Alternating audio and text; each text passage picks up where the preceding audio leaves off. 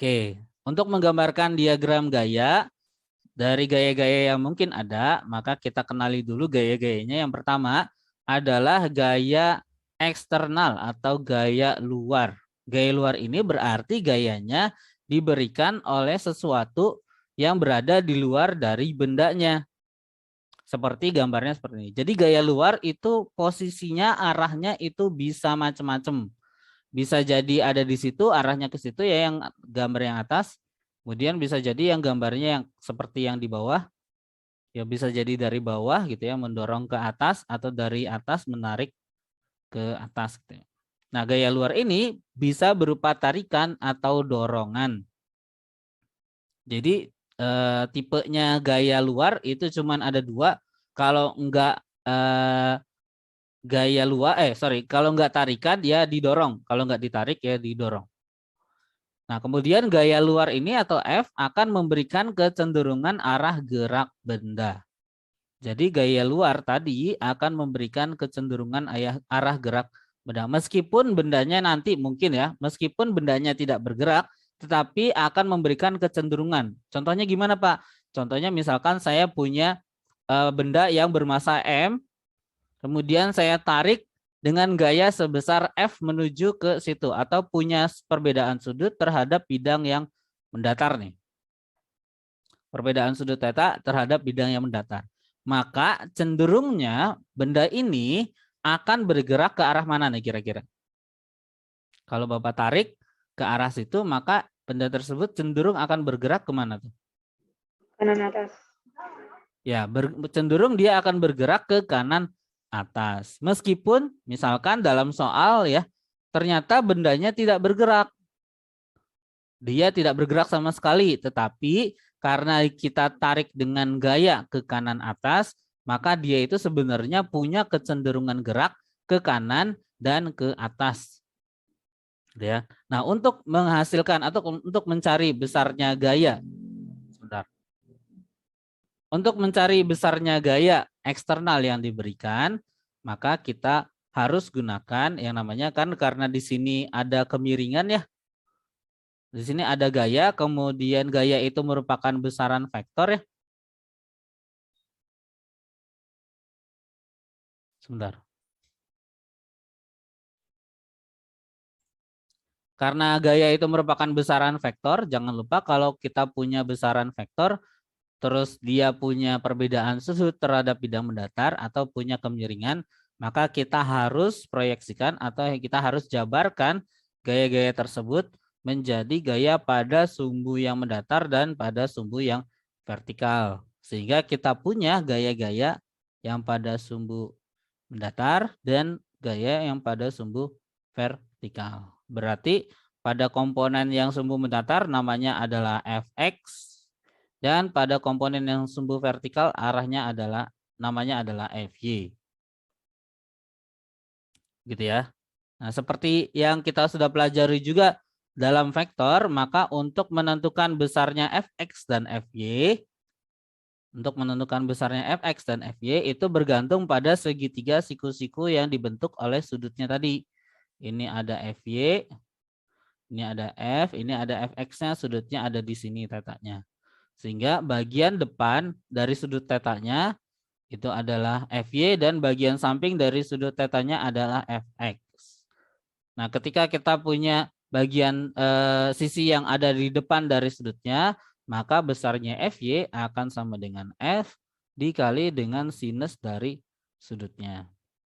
Sedangkan Fx adalah F dikali dengan cos dari sudutnya. Itu masih ingat ya di vektor?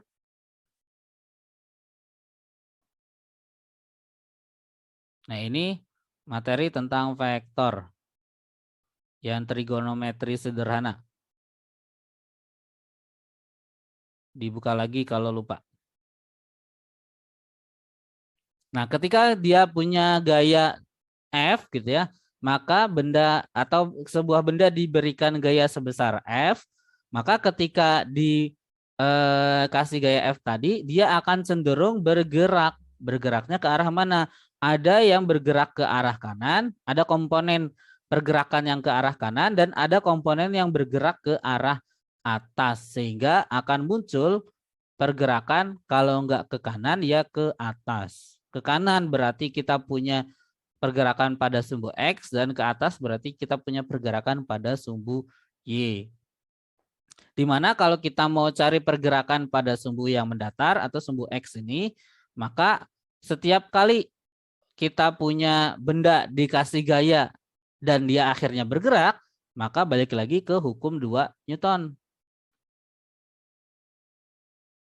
Bahwa setiap gaya akan memberikan pergerakan yaitu berupa perubahan kondisi gerak atau di situ ditandai dengan munculnya yang namanya percepatan atau besarnya percepatan itu sama dengan total gayanya dibagi dengan masanya. Nah, karena di sini pada sumbu X berarti ada percepatan pada sumbu X dan karena ada sumbu Y-nya juga berarti percepatan pada sumbu Y. Begitu ya. Sehingga untuk mencari percepatan pada sumbu X itu sama dengan sigma F tapi pada sumbu X dibagi dengan masanya. Sedangkan untuk percepatan pada sumbu Y berarti sigma F Y dibagi dengan masanya.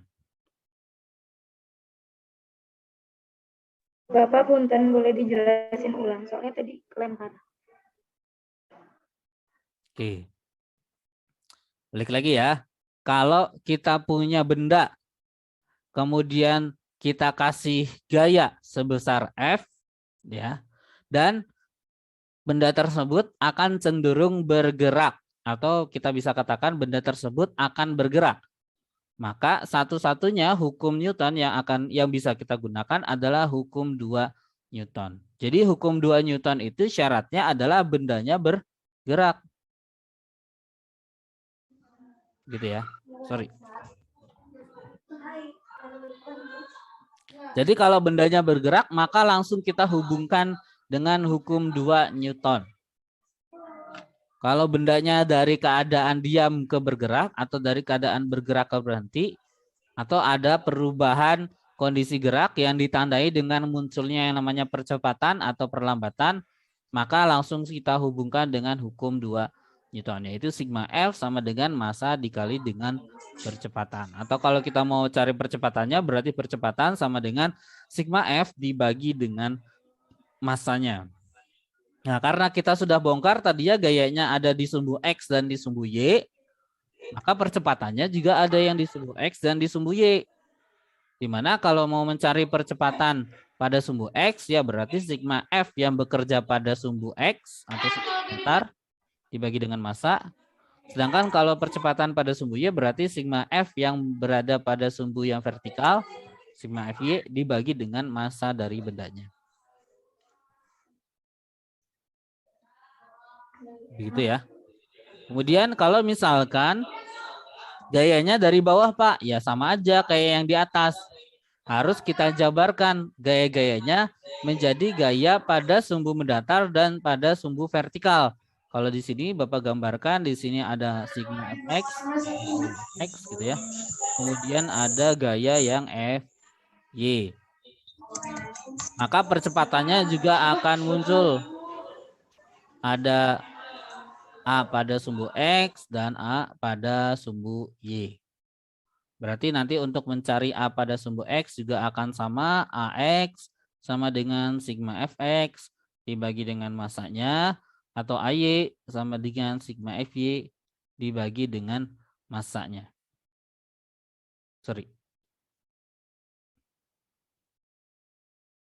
Nah, ini untuk mencari gaya eksternal atau kalau kita punya sebuah benda, kita sistem benda, kemudian ada gaya F-nya, berarti gaya F ini merupakan gaya eksternal. Dan cara penggambarannya, kalau dia itu punya kemiringan sudut, maka kita harus jabarkan gayanya menjadi gaya pada sumbu X mendatar dan gaya pada sumbu Y vertikal. Bapak, Posisinya dimanapun juga sama, harus kita gambarkan pada sumbu X dan sumbu Y. Gimana? Ada pertanyaan? Bapak kalau mau nyari hukum 2 Newton itu nyari yang AX, AY-nya juga dulu. Ya, kalau mau cari hukum lanjutan, cari AX sama AY-nya. Terus nanti AX sama AY-nya itu dijumlahin atau Dijumlahkan secara vektor. Penjumlahan vektor kan, jumlahan vektor. Di sini vektornya ada X sama Y, berarti perbedaan sudut di antara X sama Y kan 90 derajat. Sehingga kalau saya mau mencari percepatan secara totalnya gitu ya, dari AX sama AY berarti akar AX kuadrat ditambah dengan AY kuadrat. Nah ini kalau masih ingat persamaan penjumlahan vektor untuk dua vektor yang saling mengapit dengan sudut 90 derajat. Nah berarti pakainya ini. berarti nanti Begitu. hasil dari A totalnya itu dikali sama massa? Enggak, ya kalau mau cari gayanya. Kalau mau cari Oh, percepatannya kan berarti gayanya dibagi dengan massanya. Oke, makasih Pak. Oke. Begitu juga dengan gaya Fx sama Fy-nya ya. Kalau kita mau jumlahkan Fx sama Fy-nya berarti F total atau F-nya aja sama dengan Fx kuadrat ditambah dengan Fy kuadrat.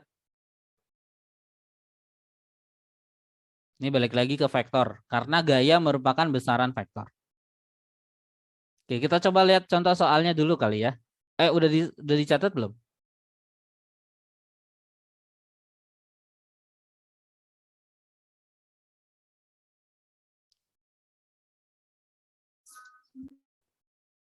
Bentar Pak, belum semua. Oke, Pak, enggak dicatat dulu.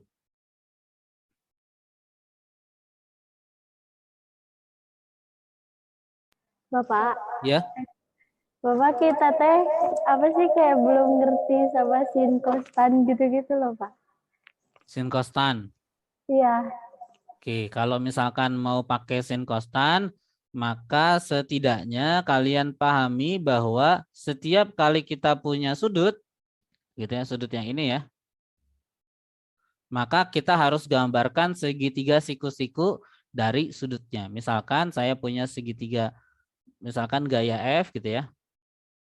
Nah, kemudian ada sudutnya nih. Nah, sudutnya itu ternyata ke arah mendatar. Gitu ya. Kalau ke arah mendatar berarti saya bisa gambarkan segitiga siku-siku ke situ tuh.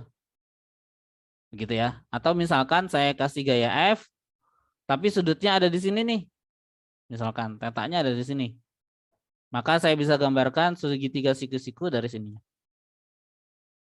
Ini kan siku-siku, ini juga siku-siku ya. Nah, itu siku-siku aja dulu ya.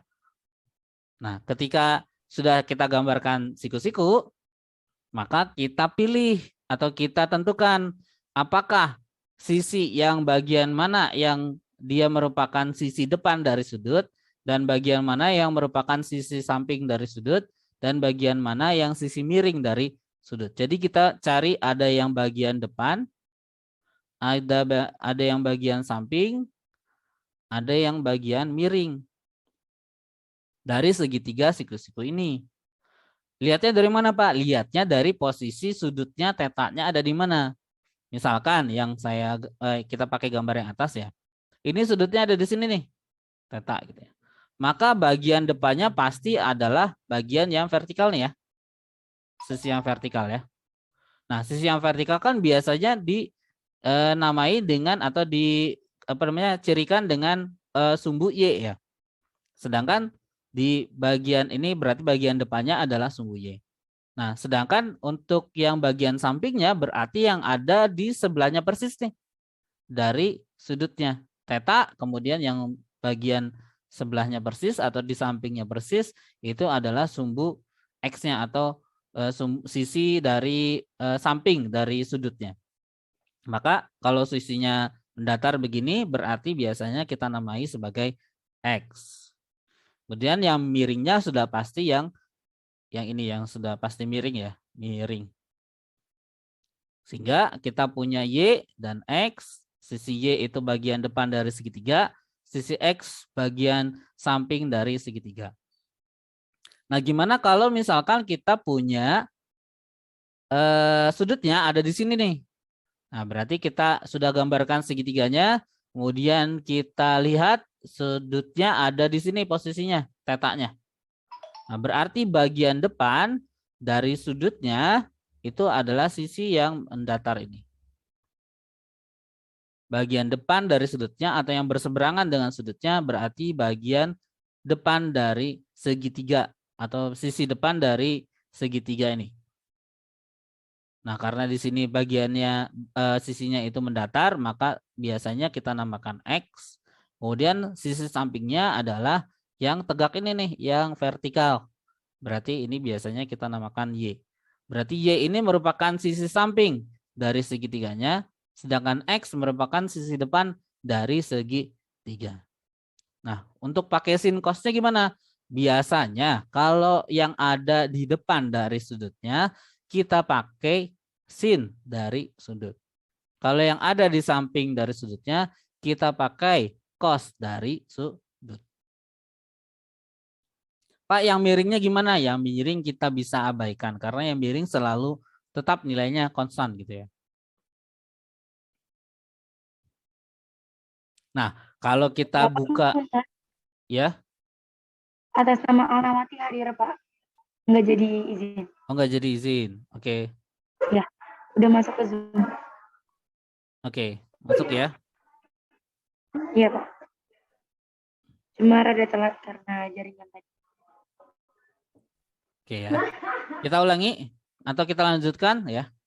Nah, karena di sini segitiga, kita coba pakai yang segitiga yang atas ya. Nah, di segitiga yang atas, segitiga yang atas ini. Bapak sebentar Pak, ke slide sebelumnya dulu Pak. Ya. Oke, di segitiga yang atas ini, sisi depan dari sudutnya yang mana? Oh, ternyata sisi depannya adalah bagian yang Y nih. Berarti kalau di sini bagian Y, berarti dia pakai sinus theta, karena bagian depan selalu pakai sinus. Sedangkan X-nya berarti pakai cos dari theta. Nah, kalau segitiganya kebalik seperti ini, atau ada yang segitiga yang bawah, maka kita bisa lihat ternyata sisi depan dari sudutnya itu adalah bagian X.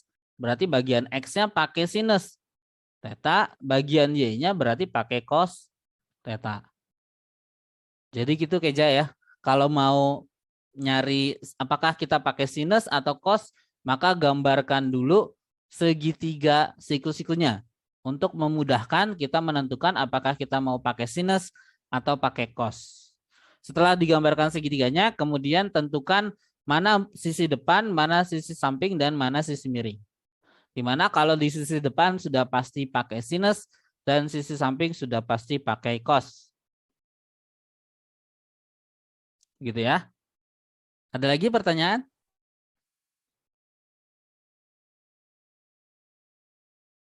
Nggak ada. Oke. Makasih Bapak. Kita lanjutkan ke contoh soal dulu. Saya punya benda bermasa M. Nah, ini masanya belum saya tentukan. Kira-kira pengennya masanya berapa nih? Enaknya berapa ya masa bendanya? 10. 10 kilogram. Oke, saya berikan gaya sebesar F, arahnya mempunyai arah sebesar theta atau perbedaan sudut sebesar theta terhadap sumbu yang mendatar. Nah, F-nya kira-kira berapa Newton nih? Enaknya F-nya berapa Newton ya? Yang gampang aja deh Pak. 20. Oke, 20 Newton katanya. Oke, saya tarik F-nya sebesar 20 Newton. Terus ada theta ya di sini. Biar gampang saya pakai tetanya di sini sama dengan 37 derajat. Biar gampang ya. Nah, yang ditanyakan adalah berapakah percepatan benda tersebut ketika dia bergerak ke arah mendatar.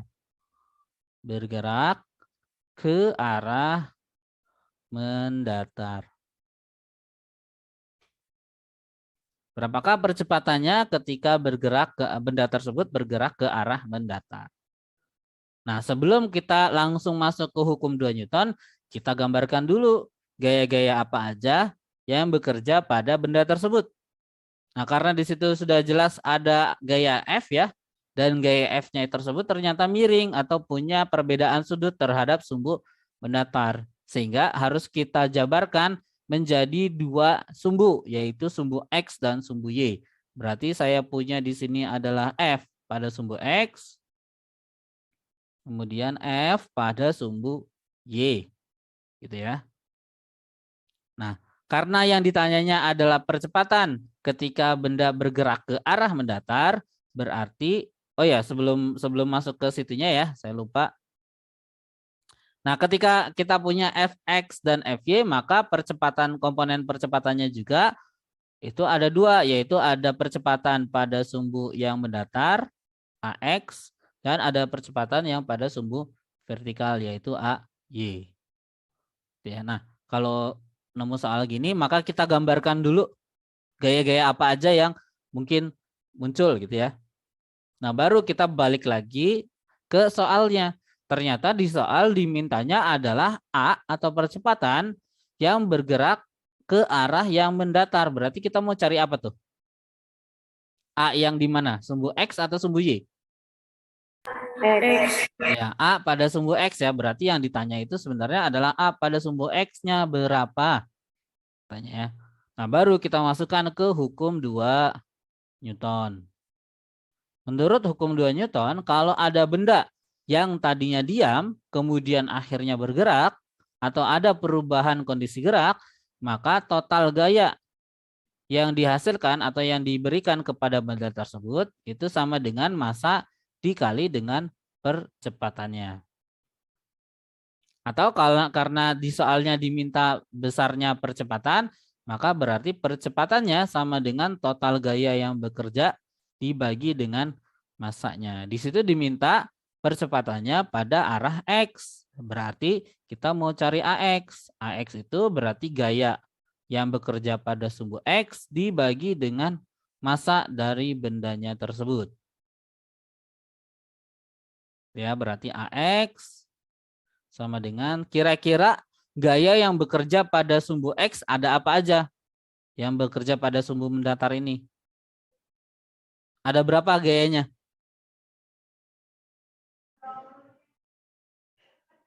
Ini kan sigma ya, sigma itu kan berarti total tuh. Sedangkan di sini ada berapa tuh kira-kira gaya yang berada pada sumbu mendatar dari gambar ini?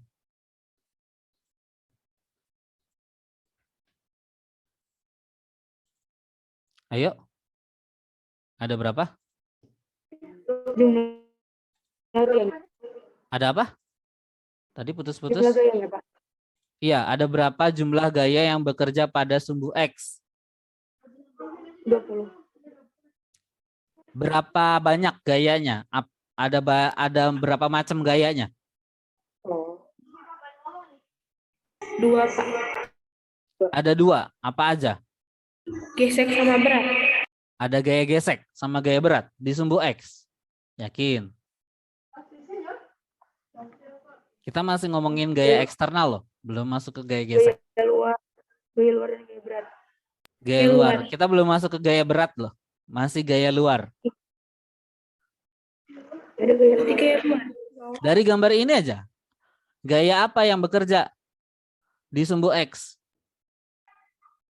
Gaya dorong. Dari gambar ini aja. Gaya eksternal. Gaya eksternal apa? Tarik. Yang mana? Tarik. Yang FY atau FX? Yang ke arah mendatar? X. FX-nya aja. Ada lain nggak selain FX? Selain FX ada nggak yang lainnya? AX kan percepatan ya, bukan gaya. Sehingga FX saja yang akan mempengaruhi gaya tersebut bergerak ke arah mendatar. Sehingga sigmanya, di sini kan sigma itu berarti total. Total gaya yang bekerja pada sumbu X. Nah, ternyata cuma ada satu, yaitu Fx-nya aja. Berarti totalnya ya cuma satu. Cuma ada Fx-nya saja dibagi dengan M. Dimana untuk mencari besarnya Fx, kita gambarkan segitiganya. Ternyata Fx ini berada di bagian samping dari sudutnya. Ini sudut, kemudian ini sampingnya ya. Berarti Fx itu sama dengan F dikali dengan cos dari sudutnya. Berarti Fx sama dengan F dikali dengan cos theta dibagi dengan massanya. F-nya adalah 20, cos theta-nya adalah cos 37, dibagi dengan massanya adalah 10. Berarti cos 37 berapa? Ini 2 ya. 2 dikali dengan cos 37 berapa? Ya, buka lagi catatan tentang vektornya. Ada, Bapak sudah memberikan cos, nilai cos 37. 4/5. 4/5 ya. Berarti 8 dibagi dengan 5 ya. Berapa tuh 8 bagi 5? 1,6 ya. Ya enggak? 1,6 meter per sekon kuadrat. Sehingga percepatan benda tersebut bergerak pada sumbu X adalah 1,6 meter per sekon kuadrat. Gimana dengan percepatan bendanya ketika bergerak pada sumbu yang vertikal atau AY-nya? Berarti kita cari sigma di gaya yang bekerja pada sumbu Y dibagi dengan masanya, yaitu ada cuman di situ ada FY-nya saja dibagi dengan massa. FY itu berarti lawan temennya cos berarti sin theta dibagi dengan masanya. F-nya 20 dikali dengan sin 37 dibagi dengan 10. Berarti 2 dikali dengan sin 37 adalah 3/5. Berarti ini sekitar 6 dibagi 5. Berarti 1,2 ya meter per sekon kuadrat. Jadi totalnya, nah ini percepatan pada sumbu Y adalah 1,2, percepatan pada sumbu X adalah 1,6. Kalau saya mau cari percepatan totalnya, berarti tinggal diakarkan, yaitu AX kuadrat ditambah dengan AY kuadrat. Atau 1,6 kuadrat ditambah dengan 1,2 kuadrat. Nah itu hasilnya berapa tuh? Nanti kalian bisa hitung sendiri ya. Kalau mau cari A totalnya. Ada kalkulator kan ya? Bapak kan selalu bilang sedia kalkulator sebelum hujan.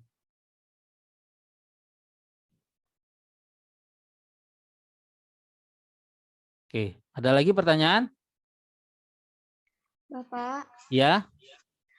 kalau mau nentuin hukum-hukumnya itu gimana, Pak?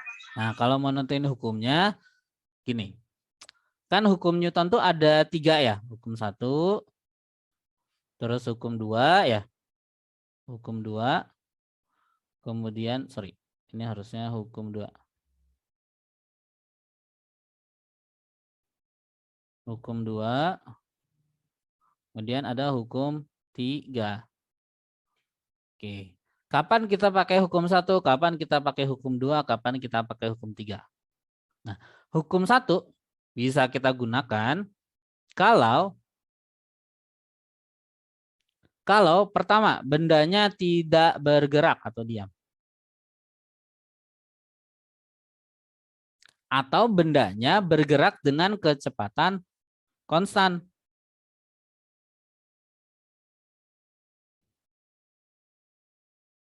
Jadi kalau dari soal ternyata benda bergerak dengan kecepatan konstan, berarti otomatis sudah pasti masuk ke hukum 1 Newton. Gitu ya. Nah, gimana dengan hukum 2 Newton? Nah, di hukum 2 Newton itu ada perubahan kondisi gerak. Contohnya apa, Pak? Dari diam jadi bergerak ya. Atau dari gerak jadi diam. Kalau ada kondisi seperti ini, tadinya diam seperti di contoh soal yang ini ya. Tadinya diam kemudian bergerak, berarti sudah pasti masuk ke hukum 2 Newton. Kalau yang tadinya gerak jadi diam pun, maka masuknya ke hukum 1 Newton.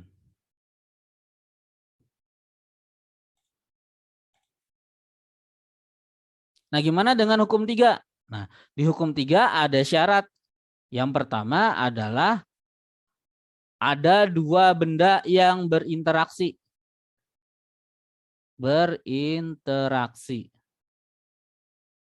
Jadi syaratnya itu harus ada 2 benda yang saling berinteraksi.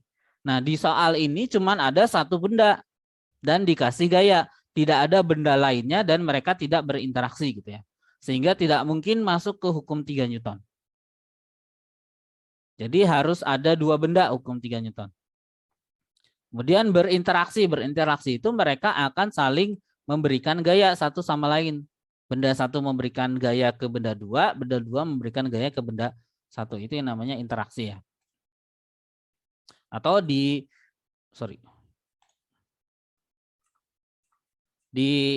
syarat dari hukum 3 Newton, kalau kalian masih ingat, di situ terdiri dari dua benda, kemudian berlawanan arah nih arahnya. Nah ini syaratnya nih.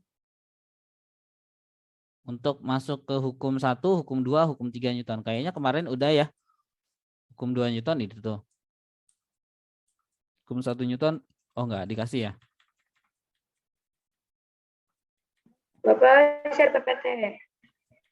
Iya, nanti Bapak share ya setelah hari ini, pokoknya nanti siang karena Bapak ngajar di kelas 10 IPA 1 dulu baru Bapak bisa share PPT-nya. Jadi syaratnya gitu ya. Kalau hukum 1 berarti kondisinya bendanya diam atau bendanya bergerak dengan kecepatan konstan. Kalau hukum 2 berarti bendanya ada perubahan kondisi gerak. Tadinya diam jadi bergerak atau dari bergerak jadi diam. Sebenarnya perubahan kondisi gerak ini nggak cuma dari diam ke gerak atau dari gerak ke diam. Kalau dia dipercepat dari kecepatan rendah ke kecepatan tinggi juga sama, dia masuknya ke hukum 2 Newton, atau diperlambat juga masuknya sama ya. Kalau Bapak rangkum ini berarti muncul yang namanya percepatan. Baik itu nilainya positif atau nilainya negatif.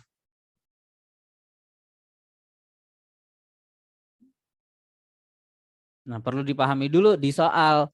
Kalau di soalnya ada kondisi tadinya, kalian lihat dulu di soal kondisinya seperti apa tadinya. Di soal tadi pada contoh soal ini kan tadinya kondisinya diam, kemudian dia akhirnya bergerak. Berarti dia muncul percepatan, berarti masuk ke hukum 2 Newton. Saya, ada lagi pertanyaan?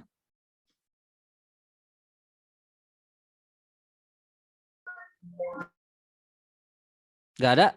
Oke, kalau tidak ada. Nggak ada, Pak. Terima kasih. Kalau nggak ada, coba buka latihan soalnya. Ini jangan pakai yang ini dulu ya. Gambarnya ini salah. Di nomor 9, halamannya Bapak salah nih. Halamannya itu 161 kalau nggak salah. Bukan 121. Tapi halaman 163, sorry. Halaman 163. Halaman 163 nomor 9.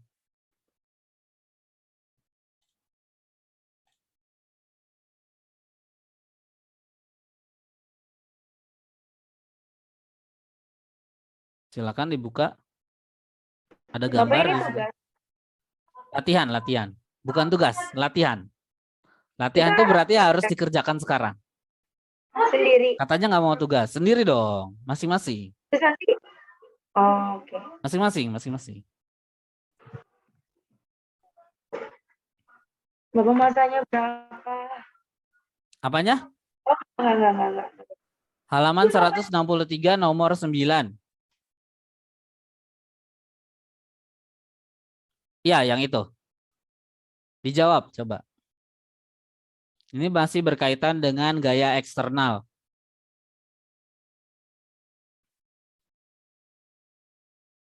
Bapak kasih waktu 5 menit, silakan. Dimulai dari sekarang. Bapak. Ya? 10 dong, Pak, 10. 10 apa? Nomor 10. 10 menit, Bapak. 10 menit. Apa nggak kelamaan 10 menit? Insya Allah. Kurang. Kelamaan 10 menit. Ya udah ntar, Pak. Ikutin dulu. 5 menit aja. Gampang kok.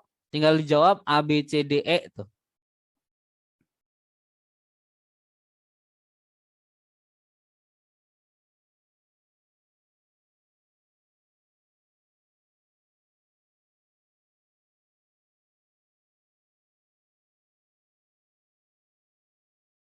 Bapak boleh balik ke contoh soal yang tadi?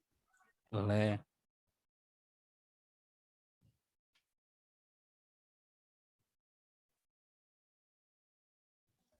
Bapak, Ya, ini ngerjainnya harus dihitung. dihitung dong. Terserah mau dihitung mau enggak. Kalau mau jawab, silakan. Kalau udah dapat jawabannya, buka kameranya, acungkan tangan, kemudian kasih tahu Bapak jawabannya apa. 45 derajat sin kosannya berapa? Setengah akar 2. Sin setengah 45, sin 45 dan cos 45 itu nilainya sama. Itu setengah akar 2. Akar 2 nilainya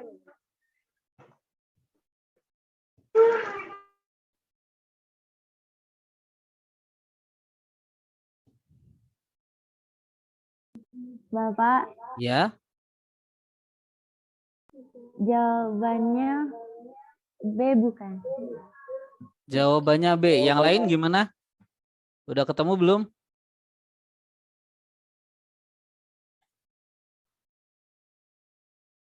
Yang lain belum?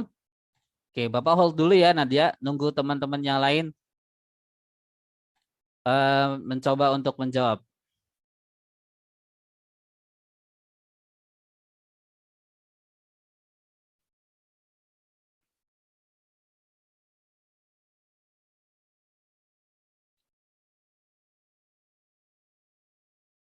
Dua menit lagi.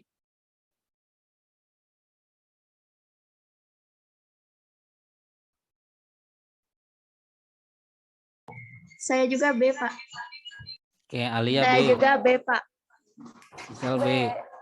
Saya juga, Pak. Juga B juga, Pak. Oke, B.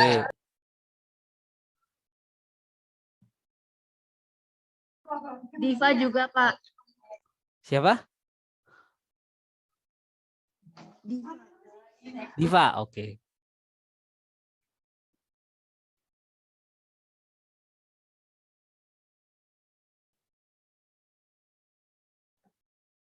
Tadi udah dapat 8 orang yang jawab B.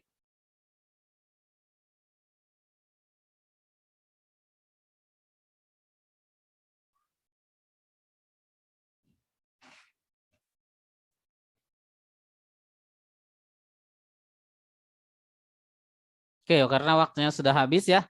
Kita cari tahu kenapa jawabannya B. Nah, karena tadi Nadia yang pertama kali menyebutkan jawabannya B, kenapa Nadia memilih jawaban B?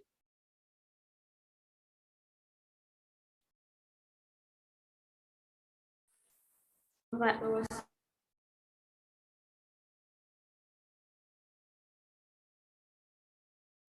Karena kayak gayanya lebih besar ke kanan. Lebih besar ke kanan setelah dijumlahkan sama yang 45 derajat. Ya, Pak. Oke. Ya, alasannya benar ya. Alasannya benar dan jawabannya benar yaitu B. Jadi kalau mau mencari dari soal itu, kita kan punya balok ya, benda. Sorry. Kita punya benda gitu ya. Kemudian dia itu dikasih 3 buah gaya. Yang pertama gayanya yaitu ke kiri 32 Newton, yaitu F3 32. Kemudian gayanya ke kanan F2 yaitu sama dengan 20. Dan vertikal miring ke atas 45 derajat terhadap sumbu vertikal ya. Ini 45. Yaitu F1 sama dengan 24. Nah, seperti biasa, kita harus gambarkan gaya yang bekerja pada sumbu X dan pada sumbu Y. Berarti Bapak gambarkan dulu nih sumbu X-nya, kemudian sumbu Y-nya ya. Ternyata di sumbu X ada gaya F3 sama F2 sama F1, tetapi F1-nya itu merupakan komponen pada sumbu X. Berarti di sini ada F1X. Di sini juga ada F2. Sorry, ini F1Y ya, sorry. Nah, di soal tidak ada atau tidak dijelaskan atau tidak ditanyakan apakah bendanya bergerak ke atas atau ke kiri dan ke kanan. Artinya tidak ada penjelasan di soal apakah yang ditanyakan bendanya bergerak ke arah mendatar atau ke arah yang vertikal. Tetapi kalau dilihat dari pilihan jawaban, maka di pilihan jawaban tersebut semuanya itu memilih atau menunjukkan bahwa bendanya apakah dia bergerak ke arah kanan atau ke arah kiri, yaitu ke arah mendatarnya saja. Sehingga sumbu X-nya saja yang akan kita pakai. Kalau kita masukkan ke dalam persamaan sigma F pada sumbu X atau sigma F atau hukum 2 Newton ya. Hukum 2 Newton. Yaitu sigma F sama dengan massa dikali dengan percepatan. Atau A, percepatan sama dengan sigma F dibagi dengan massa. Nah, karena dia bergerak pada arah yang mendatar saja, berarti kita punya sigma F yang X-nya saja. Atau kita mau mencari percepatan pada sumbu X-nya saja. Yaitu sigma F pada sumbu X dibagi dengan M. Pada sumbu X ada apa aja gayanya? Ada F1X nih ya. Ada F2 dan ada F3 yang ke arah mendatar. Ya, maka harus kita jumlahkan semuanya. Nah, sebelum kita jumlahkan, kita sepakati dulu yang mana yang arahnya positif, mana arahnya negatif. Misalkan ke arah kanan itu positif. Berarti saya punya F2 dan F1X positif dan F3-nya negatif. Oleh karena itu, saya tuliskan di sini berarti kalau kita mau cari total gaya yang bekerja pada sumbu X, gitu ya. Berarti ada F1X ditambah F2X, F2-nya bukan F2X, tapi F2-nya aja ya. Ditambah dengan F2, kemudian kita totalkan ditambah dengan F3, dibagi dengan massanya. Ingat bahwa yang ke kanan positif, yang ke kiri negatif. Kalau yang ke kiri negatif berarti nilainya F3 ini bukan cuma 32, tetapi jadi negatif 32. Ya, kalau kita masukkan berarti F1X adalah F1 dikali dengan cos 45 ditambah dengan 20, F2 ya, ditambah dengan F3-nya itu negatif ya, dikurangi dengan 32. F1 itu adalah 20 dikali cos 45 setengah akar 2 tambah 20 dikurangi 32 dibagi dengan massanya ya. Dibagi dengan massanya adalah 4 kg. 20 kali setengah akar 2 itu sekitar 16, sekian. Ditambah dengan 20 dikurangi 32. 16 tambah 20 kurangi 32 itu sekitar 36 dikurangi 32 yaitu 4, sekian dibagi dengan 4. Sehingga kita dapatkan yaitu percepatannya adalah 1, sekian meter per sekon kuadrat A pada sumbu X. Nah, kita lihat di sini nilai percepatannya adalah positif. Kalau positif berarti arahnya ke kanan. Maka bendanya akan bergerak dengan percepatan 1, kalau ada percepatannya berarti pasti gerakannya GLBB dan arahnya ke arah yang positif yaitu ke kanan. Sehingga benar jawabannya adalah B, yaitu bergerak GLBB ke arah kanan. Gitu ya. Nah, ada pertanyaan lagi mengenai ini? Bapak itu yang dicari F apa? Yang dicari F apa? Yang dicari percepatan, bukan F. Nah, percepatan X itu Bang. Percepatan pada sumbu X-nya aja. Karena di pilihan jawabannya kalau kalian lihat di situ ya, benda bergerak ke arah kanan, benda bergerak ke arah kiri. Berarti kan kemungkinan geraknya ada di sumbu apa tuh? Sumbu X-nya aja kan ya. Berarti sebenarnya kita mau cari percepatan pada sumbu X-nya saja atau pada sumbu mendatarnya aja. Nah, kalau nilai percepatannya sama dengan 0, Berarti artinya apa? Kalau nilai percepatannya 0. Nggak bergerak. Iya, bendanya tidak bergerak atau diam, atau pilihan jawabannya A. Tetapi kan ternyata setelah kita hitung, percepatannya tidak sama dengan 0. Ada nilainya yaitu 1, ya. Nah, berarti dia itu bergerak. Nah, kalau dia punya percepatan, pasti gerakannya GLBB. Kalau punya percepatan, pasti gerakannya GLBB. Dan ternyata nilainya positif. Kalau positif berarti bergerakannya ke arah kanan. Kalau ternyata di sini nilainya negatif, berarti geraknya ke arah sebaliknya atau ke arah kiri. Ada pertanyaan lagi?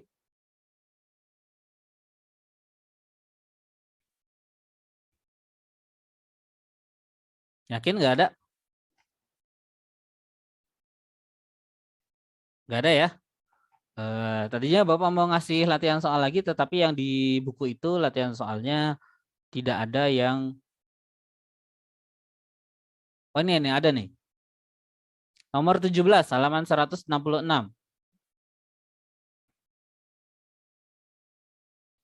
Nomor 17. Silakan. Dikerjakan dari sekarang.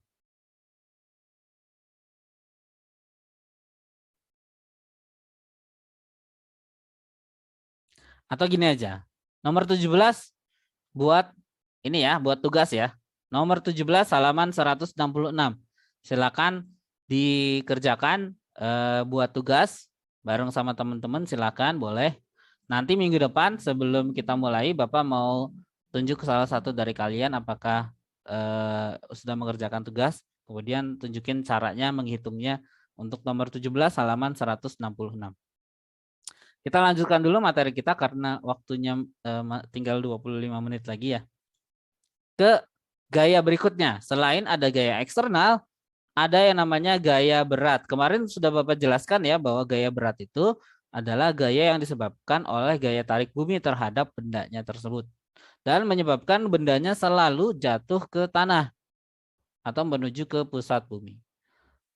Nah, gaya berat itu hanya bekerja pada benda yang punya massa sebesar M.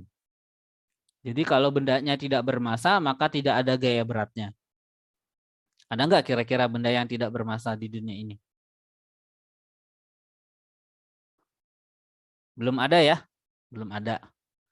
Kemudian arahnya selalu vertikal ke bawah. Ini kalau kita gambarkan berdasarkan diagram gayanya.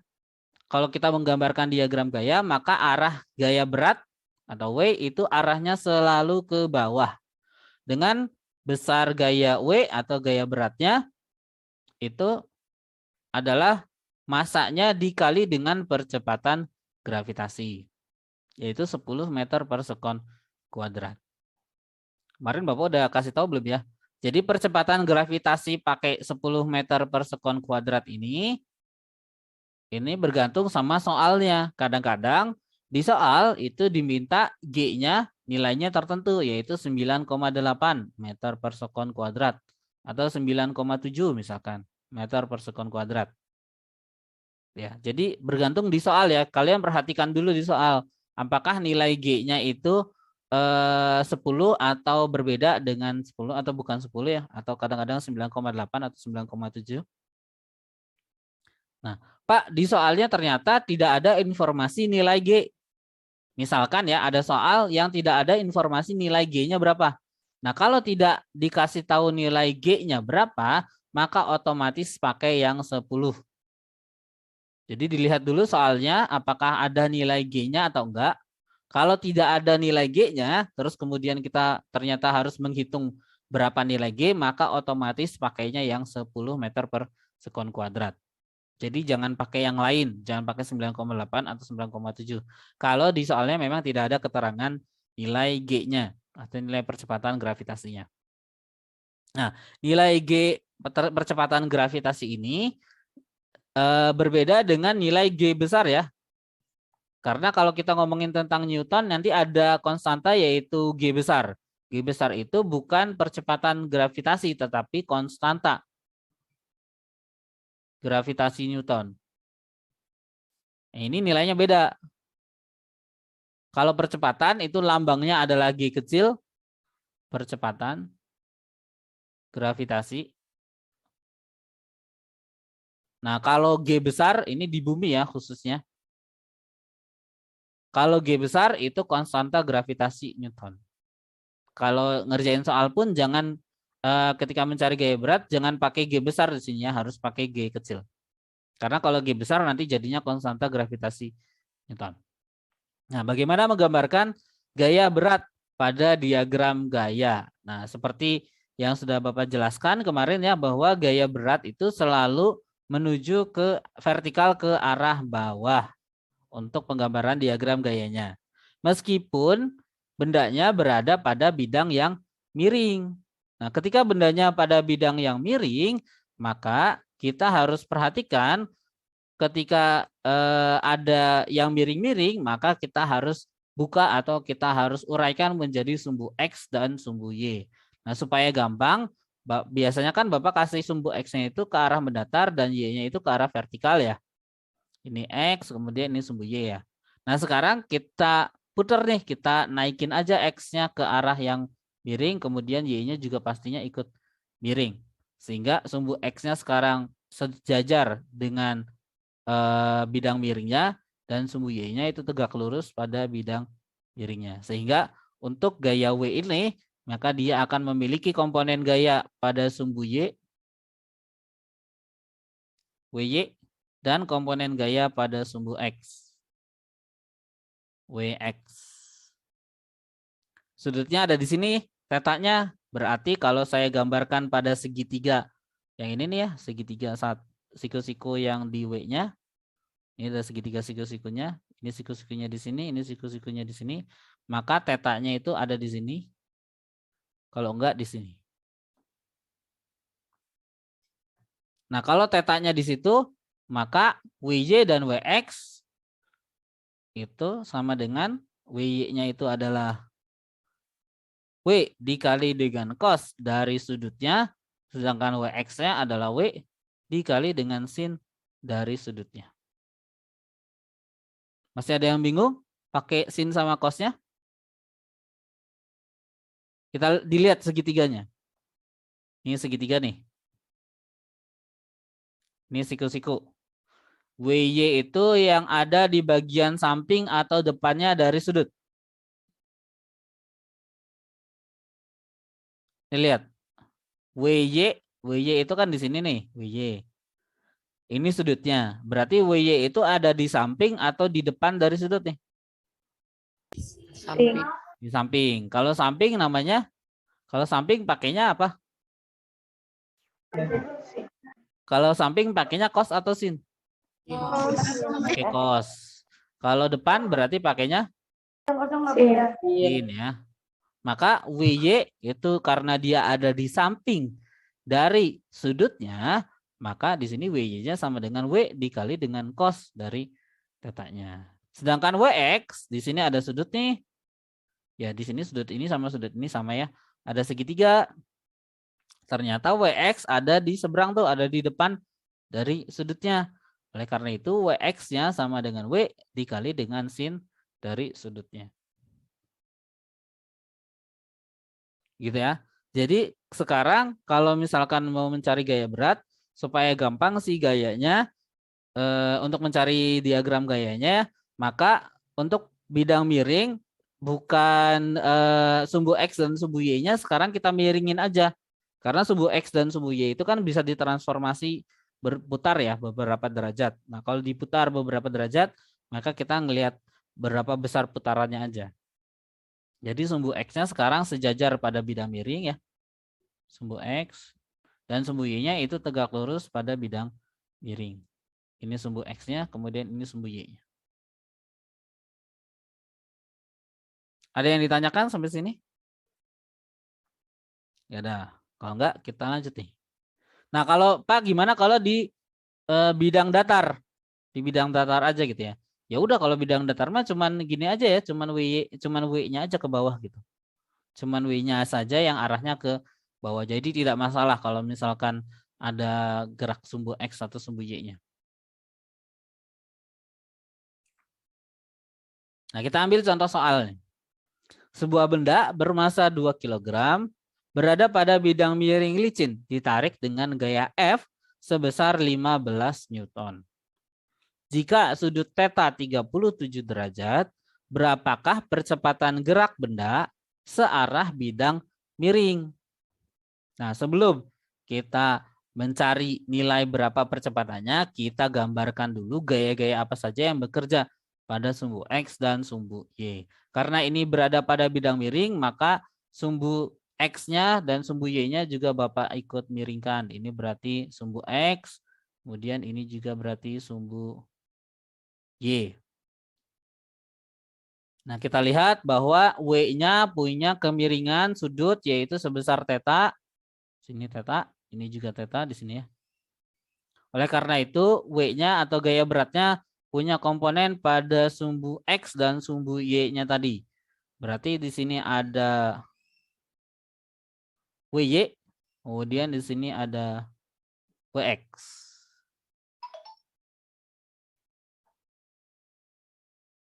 Oke, dari penggambaran cukup sampai di sini. Karena yang bekerja gaya F-nya itu bekerjanya sudah sejajar atau sudah searah dengan sumbu X. Sedangkan hanya gaya berat saja yang harus kita jabarkan menjadi sumbu X dan sumbu Y. Nah, sekarang kita balik lagi ke soal. Yang ditanya adalah berapakah percepatan gerak benda searah bidang miring. Berarti sebenarnya kita mau mencari percepatan benda ke arah mana nih? Ke arah sumbu X atau ke arah sumbu Y?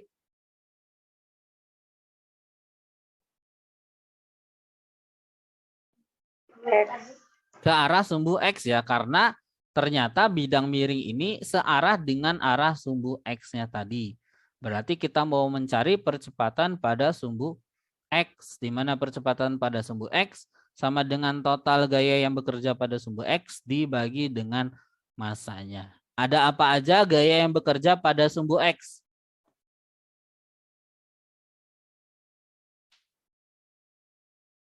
Di X ada berapa gaya yang bekerja? Wah, Ada 2, apa aja? eksternal sama berat. Gaya apa? Eksternal sama berat. Ya, gaya eksternal dan gaya berat pada sumbu X ya. Sehingga ada F dan ada WX. Nah, sekarang kita tentukan. Nah, karena di sini gayanya berlawanan ya. Gayanya arahnya berlawanan antara WX sama F. Nah, sekarang kita tentukan mana yang arahnya positif. Apakah bergerak ke sana arahnya positif atau bergerak ke bawah arahnya positif? Kalian yang menentukan. Mau yang mana yang positif? Ke atas atau ke bawah? Ke atas. Oke, ke atas positif ya. Ke bawah negatif ya. Berarti nilai WX-nya nanti jadi negatif ya. Oke, berarti ada Fx ditambah dengan WX. Sorry, Fx bukan Fx ya, tapi F-nya saja. Tambah dengan WX. Dibagi dengan masanya. F itu tadi besarnya adalah 15 Newton. Ditambah dengan WX berarti nilai dari W negatif ya. W dikali dengan WX itu dikali cos apa dikali sin? WX dikali cos atau dikali sin? Kos. Kos. Yakin dikali cos? Lihat lagi. Tadi dicatat nggak? Nih, tuh. WX itu berarti dikali? Oh iya sih. Dikali sin. Kenapa dikali sin? Ini ada segitiganya nih. Ini ada segitiganya nih. Tuh segitiga, ini WX. Ini sudut. Nah, WX itu ada di depan dari sudut, maka dia pakainya sin. Dari sudutnya yaitu 37 dibagi dengan massa. 15 dikurangi karena di sini udah ada minus ya. Berapa tuh massa W-nya berarti massa dikali dengan gravitasi ya. Dikali sinus 37. Sinus 37 berapa ya?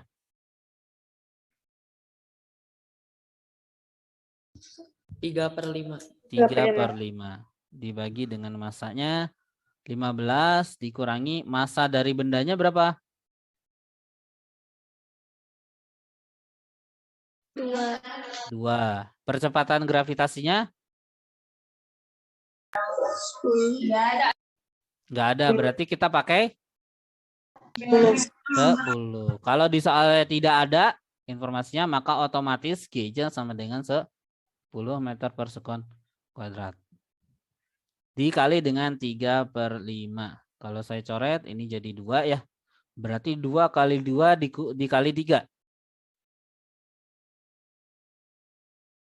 2 kali 2 kali 3.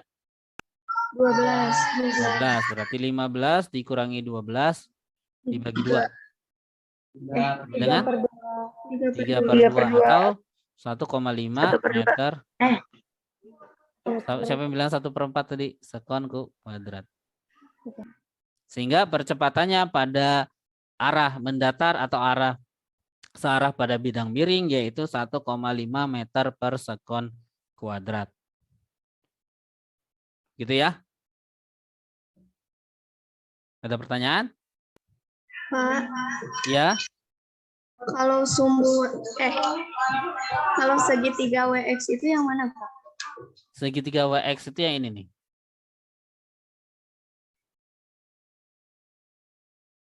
Ini WX, kemudian ini WY-nya. Nah, sudutnya ada di sini. Terima kasih, Pak. Sama-sama. Bapak, Ya. terus itu yang buat nyari WX yang negatifnya buat apa? Kenapa? Nyari WX negatifnya buat apa? Kan di sini kita lihat bahwa ada dua gaya yang saling berlawanan.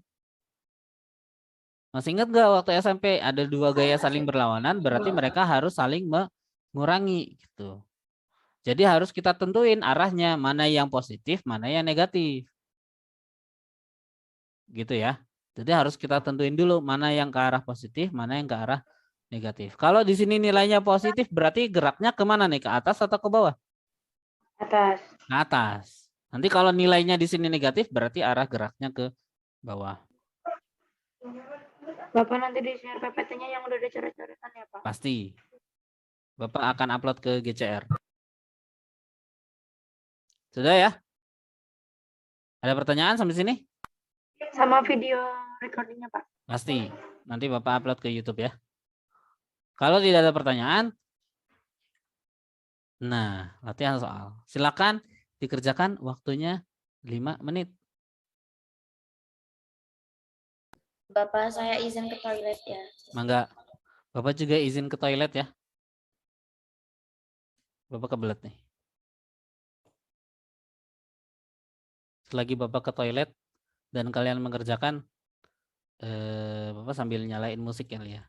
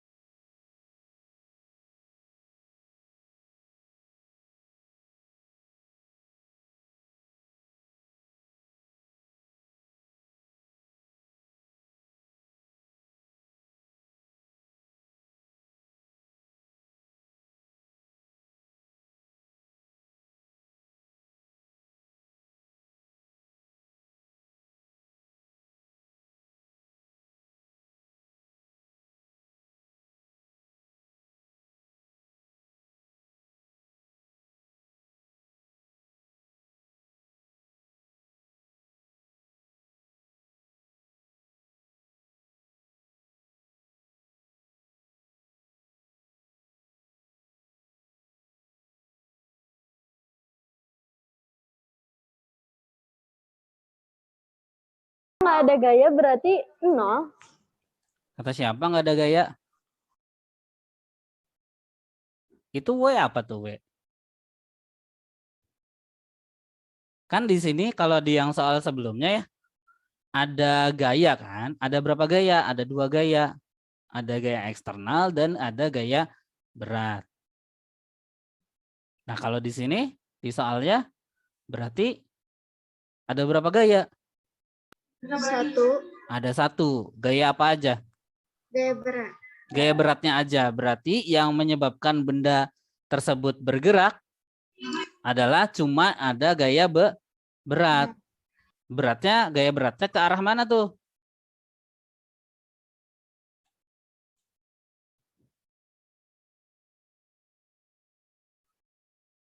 Oke ya. Pak, ini masih termasuk hukum Newton 2. Iya, masih hukum 2 Newton.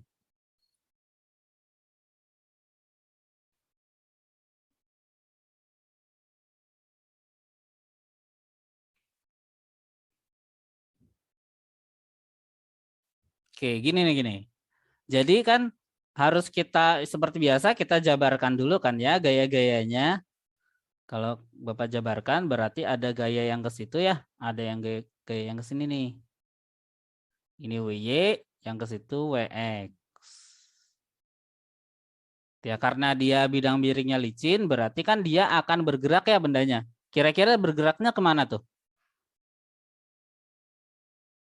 Kira-kira bergeraknya kemana? Ke atas, ke bawah? Ke bawah. Ke bawah ya. Tetapi bawahnya itu menuju ke arah mana nih?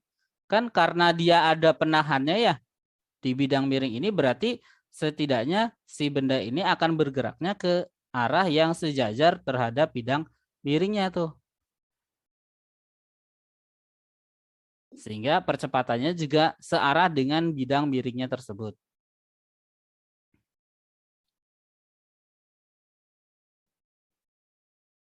Berarti masuk ke A sama dengan sigma F dibagi dengan M.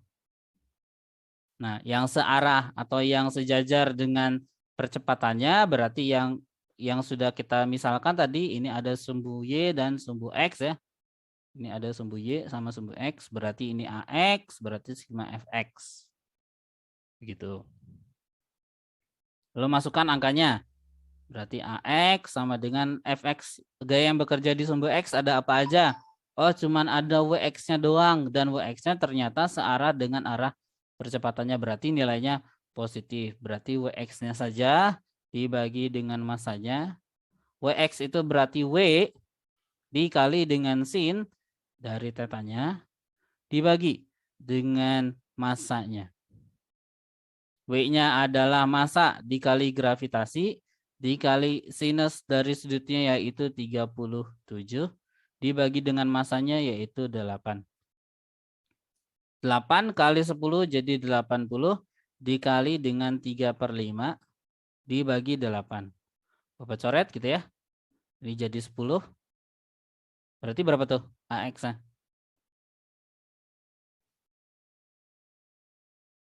Jadi 6 meter per sekon kuadrat. Sehingga besar percepatan gerak benda tersebut adalah 6 meter per sekon kuadrat.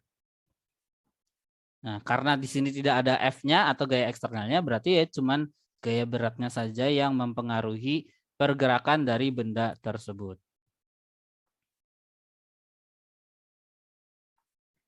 Oke, karena waktunya sudah selesai ya. Jadi minggu depan kita akan coba membahas tentang gaya normal. Ya, kemudian masuk ke jadi benda untuk mencari gaya normal kita harus memperhatikan kondisi dari bendanya tersebut. Apakah kondisinya bergerak atau bendanya tidak bergerak? Nanti karena ketika bendanya bergerak dan kondisinya tidak bergerak itu akan berbeda-beda. Dan pergerakannya ke arah manapun juga akan berbeda. Jadi kita cukupkan dulu pertemuan kita sampai di sini. Oke, seperti biasa kita akhiri dengan bacaan hamdalah. Alhamdulillahirabbil alamin. Dan doa akhir majelis. Subhanakallahumma wa bihamdika asyhadu an la ilaha illa anta astaghfiruka wa atubu ilaik.